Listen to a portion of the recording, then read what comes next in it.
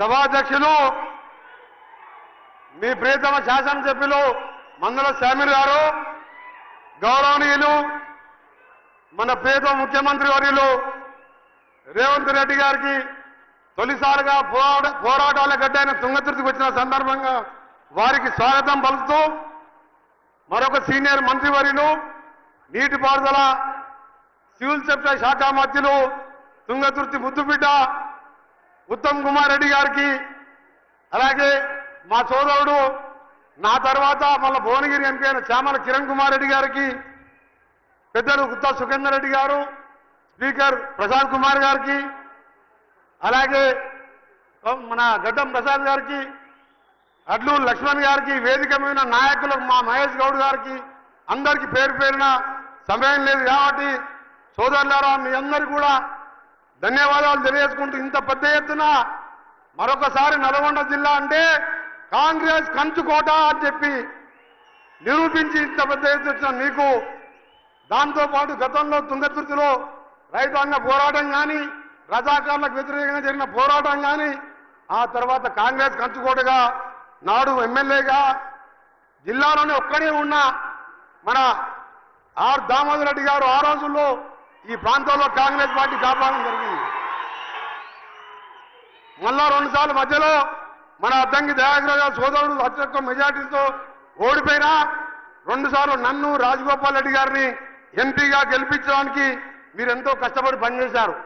ఆ తర్వాత మొన్నటి ఎన్నికల్లో ఇప్పుడు ఈ రోజు జన్మదినం జరుపుకుంటున్న మీ ఎమ్మెల్యే గారు నా దగ్గరికి వచ్చి 100 మంది తీసుకొచ్చి, నేను కాంగ్రెస్ పార్టీ జాయిన్ అయితే నాకు టికెట్ ఏమొద్దు, నేనన్నా సీఎం గారు పిసిసి ప్రెసిడెంట్ గారి సమక్షంలో జాయిన్ గా అని చెప్పిన, నాకు టికెట్ వద్దు సార్, నాకు ఏమైనా మీ ఆశీర్వాదం కావాలంటే నీకు తప్పకుండా మంచి రోజులు ఉన్నాయని చెప్పి వారిని ఆశీర్వదించి మీరందరూ కూడా 60,000 మెజార్టీతో గెలిపించడం జరిగింది.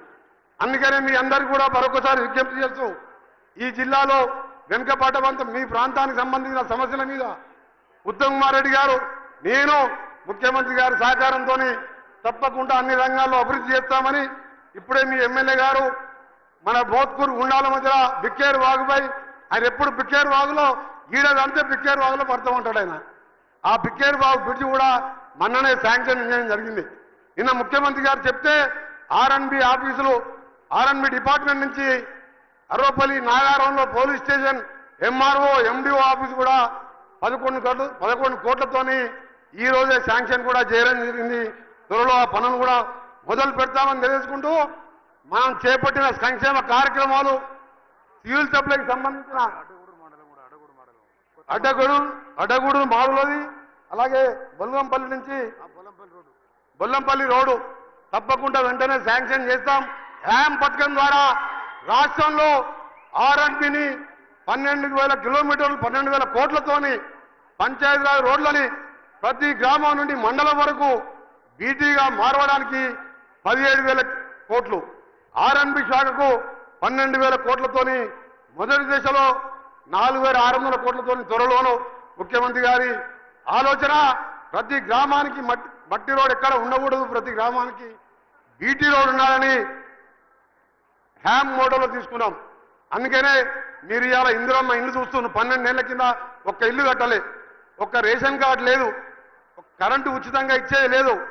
తెలంగాణ వచ్చిన వారి కోసం, పేద ప్రజల కోసం ఇందిరమ్మ రాజ్యం ప్రజాపాలన తెస్తామని ఆ రోజు ముఖ్యమంత్రి గారితో సహా ఇవాళ మంత్రులందరినీ కూడా 24 గంటలు కష్టపడుతున్నాం. ముఖ్యమంత్రి గారి నాయకత్వంలో మీరు వచ్చే స్థానిక ఎన్నికల్లో కూడా 100% మనం కాంగ్రెస్ పార్టీ అభ్యర్థులను మీరందరూ కూడా ఏ విధంగా ఎమ్మెల్యేని గెలిపించిందో, ఎంపీని గెలిపించిందో, ఎప్పుడు ఎన్నికలు వచ్చినా గెలిపియాలి. మనం చేసే పథకాలు ఓట్ల కోసం కాదు. తెలంగాణ ఇచ్చిన సోనియా గాంధీ దేవతలాగా ఆంధ్రాలో మొత్తం పార్టీ పచ్చిపోయింది, ఒక్క వార్డు మెంబర్ లేడు. ఎందుకు ఇచ్చింది? 4 కోట్ల పేద ప్రజల కోసం. ఆ రోజు ఇందిరమ్మ గరీబా హటావా అంటే అదే సోనియమ్మ మన్మోహన్ సింగ్ ప్రధానమంత్రిగా ఉపాధి హామీ 100 రోజుల కూలీ పెట్టి ఇవాళ పేదవాడు 2 పూటలు అన్నం తింటున్నాడు. రాజశేఖర రెడ్డి గారు 2004లో ముఖ్యమంత్రిగా ₹1,00,000 20 ఏళ్ల కింద ఇందిరమ్మ ఇల్లుకు ఊరికి 100-200 ఇల్లు కడితే ఇలా రేవంత్ రెడ్డి గారు అలాగే మన ప్రభుత్వం 5 లక్షలతోని ఇల్లు కూడా పునాదులు వేసుకుంటున్నాం. అందుకనే సోదరులారా 10 ఏళ్ళు మోసం మాటలతో కాలం గడిపించిండ్రు, అప్పులు చేతికిచ్చిండ్రు. అయినా ఈరోజు ఆర్థికంగా ఇబ్బందులున్నా ఈ కార్యక్రమాలు చేస్తున్నామని తెలియజేసుకుంటూ, తప్పకుండా ఇంకా 20 నెలలు కూడా కాలే మన ప్రభుత్వం వచ్చి, ఈ 40 నెలలు ఉంటాం, ఆ తర్వాత మరో 60 నెలలు ఉంటాం. తప్పకుండా 10 ఏళ్ళు మన పార్టీ అధికారంలో ఉంటుంది.